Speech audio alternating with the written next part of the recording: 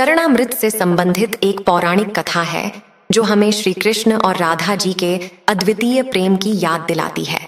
कहा जाता है कि एक बार श्री कृष्ण बीमार हो गए और कोई दवा उन्हें ठीक नहीं कर रही थी। तब श्री कृष्ण ने गोपियों से एक ऐसा उपाय करने को कहा जिसे सुनकर गोपियां दुविधा में पड़ गईं। वास्तव में श्री कृष्ण ने गोपियों से चरणामृत पिलाने को कहा।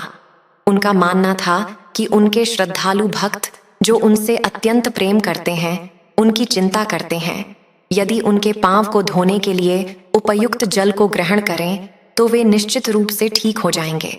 लेकिन दूसरी ओर गोपियां और भी चिंतित थीं। श्री कृष्ण उन सभी गोपियों के लिए अत्यंत महत्वपूर्ण थे। वे सभी उनकी अद्वितीय भक्त थीं, लेकिन इस उपाय की सफलता पर उन्हें शंका थी। उनके मन में बार बार यह बात आ रही थी कि यदि किसी एक गोपी ने अपने पांव का इस्तेमाल करके चरणामृत बना लिया और उसे कृष्ण जी को पिलाया तो वह श्रद्धालु भक्त का कार्य करेगी, परंतु यदि कोई कारणवश कृष्ण ठीक नहीं हुए तो उसे नर्क भोगना पड़ेगा। अब सभी गोपियां उत्सुक होकर श्री कृष्ण की दिशा में ताक रही थीं और कोई अन्य उपाय की सोच में लीन थीं।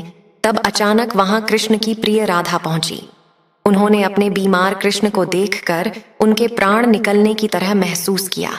जब गोपियों ने कृष्ण द्वारा सुझाए गए उपाय को राधा के साथ साझा किया तो राधा ने एक क्षण को भी व्यर्थ नहीं जाने का निर्णय किया और तत्परता से स्वयं के पांव धोकर चरणामृत बनाया और श्री कृष्ण को पिलाने के लिए आगे बढ़ी।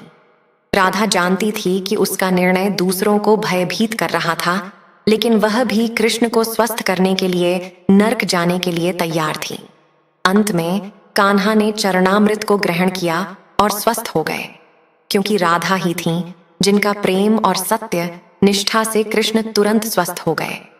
राधा जी ने अपने कृष्ण को निरोग देखने के लिए अपने भविष्य की चिंता किए बिना अपने धर्म का पालन किया।